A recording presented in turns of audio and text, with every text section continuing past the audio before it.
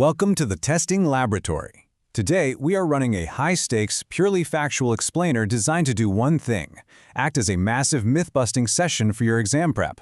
We are targeting a very specific high-pressure challenge, the Cambridge AS and A-Level Arabic 9680 Paper 3 essay.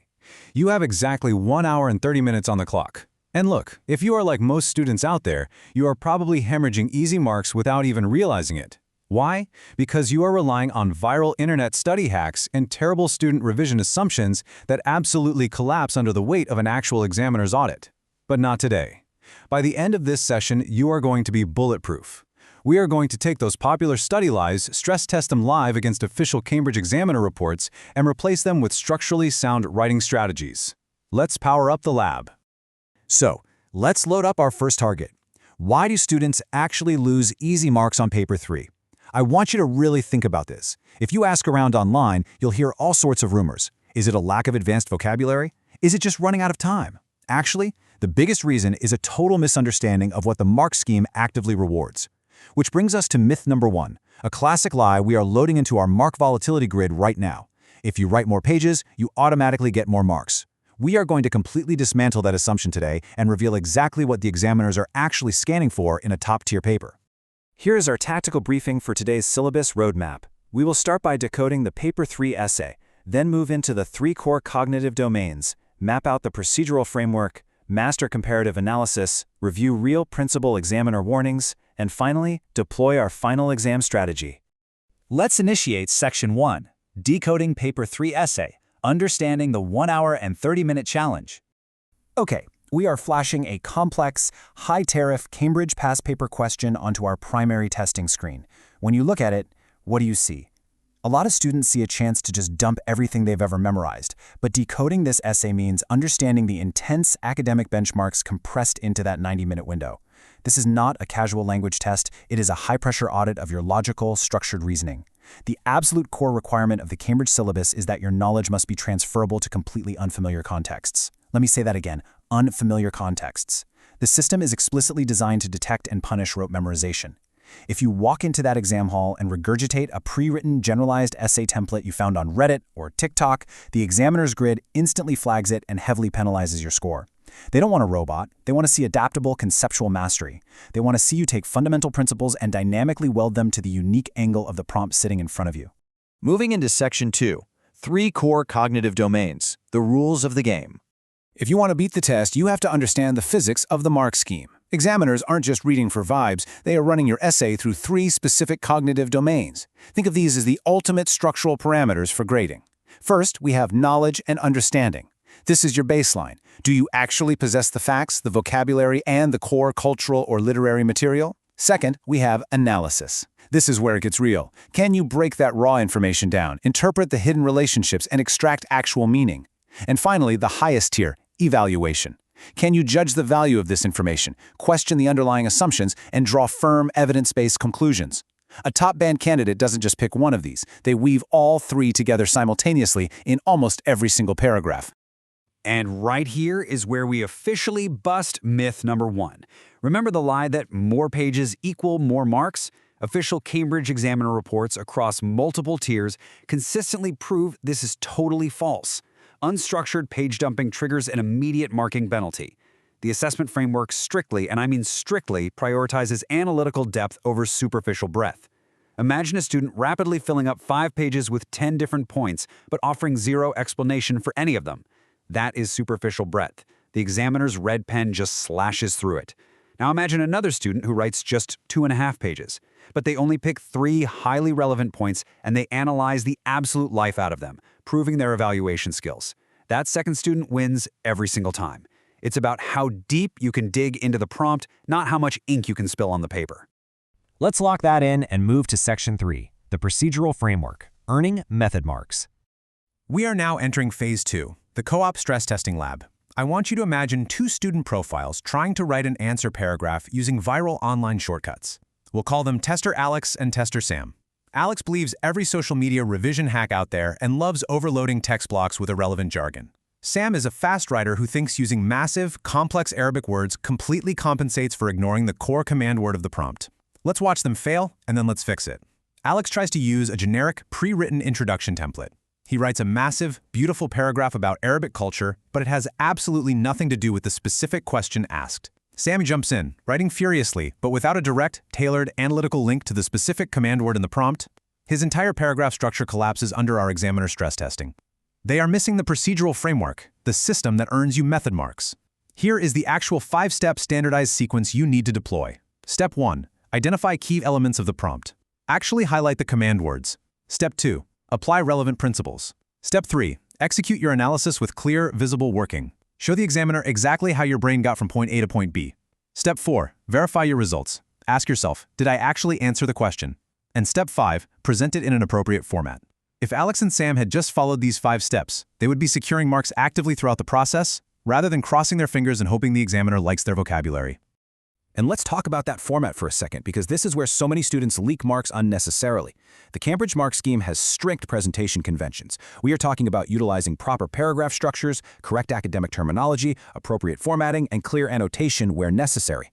You might be sitting there thinking, oh, come on, those are just aesthetic details. They don't matter if my ideas are good. Wrong.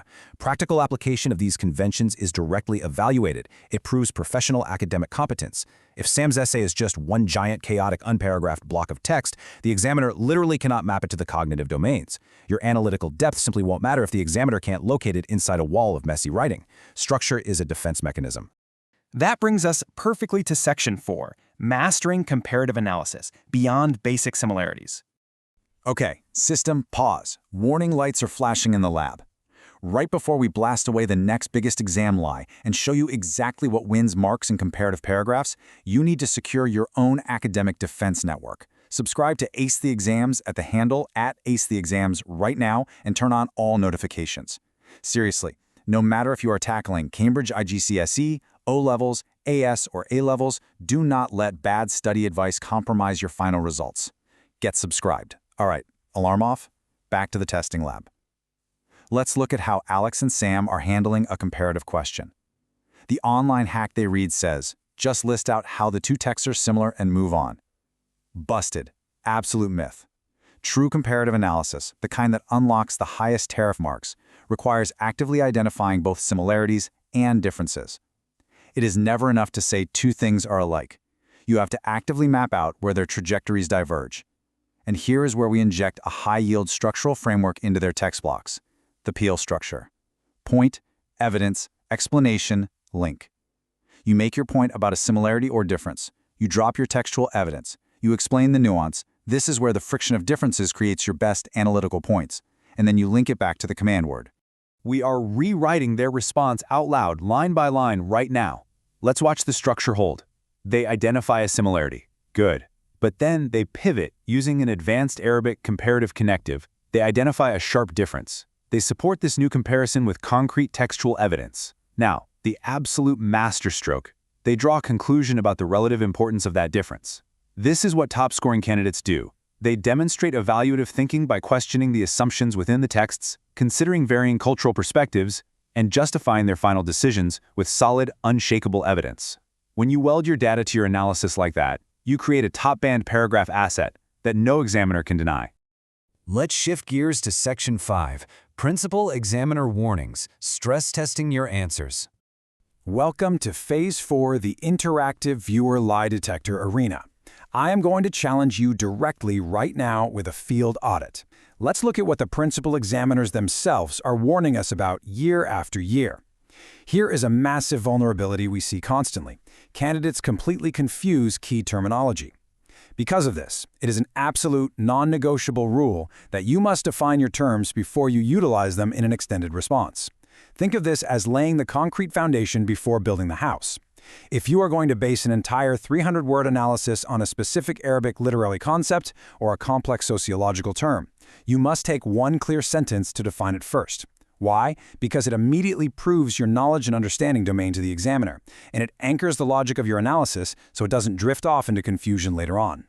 Look at this direct quote, pulled straight from the official reports. It brilliantly illustrates the frustration examiners feel when reading poorly structured essays. Answers on Paper 3 essay are often too vague. Examiners want specific details. Vagueness is literally the enemy of analytical depth.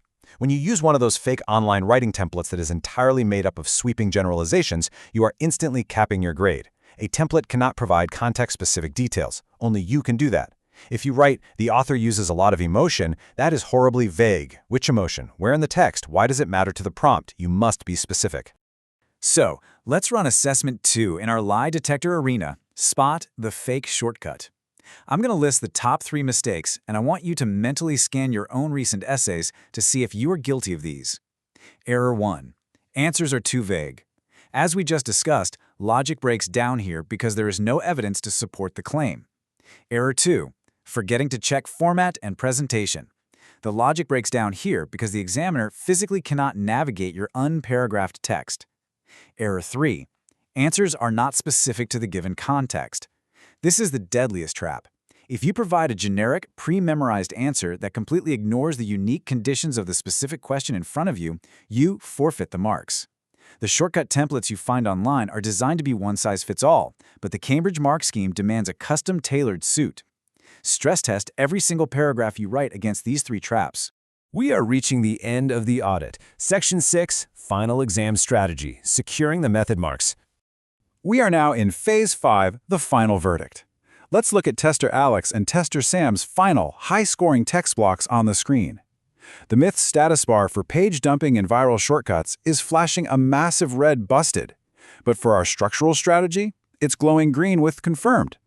Let's bring all these insights together into one final actionable strategy for exam day. It is called the Method Mark Strategy. You must remember that marks are actively awarded for the process of your thinking, not just arriving at a magically perfect conclusion. By explicitly showing your analytical process on the page, by defining terms clearly, utilizing strong comparative connectives, injecting specific textual evidence, and organizing it all with proper structural formatting, you are locking in marks every single step of the way. And for our final data matrix sweep, remember to rely heavily on your data interpretation skills. Whether you are analyzing a literary text, a set of data, or cultural context, the core operational loop remains exactly the same. You execute a sweep to extract the most relevant, high-yielding information. You interpret the underlying relationships and friction points between those pieces of information, and finally, you draw firm, evidence-based conclusions that directly answer the prompt. If you can systemize this loop in your head, you will absolutely dominate the cognitive domains of knowledge, analysis, and evaluation. So I leave you with this final provocative thought as we power down the lab.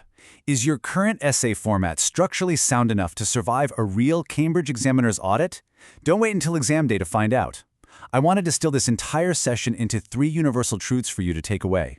1. The 3-step command word scan. Always identify exactly what the prompt is demanding before you write a single word. 2. The mark per minute budget rule. Allocate your time based on the analytical depth required, not just filling pages. And 3. The post-writing quality audit. Stress test your own paragraphs for vagueness and lack of evidence. Apply these immediately to your next past paper. And before you go, subscribe to Ace the Exams at @AceTheExams, click that notification bell for our weekly myth-busting sessions, and drop a comment below right now sharing the weirdest, worst exam hack you've ever seen online so we can test it next in the lab. Keep building those bulletproof structures, and I'll see you next time.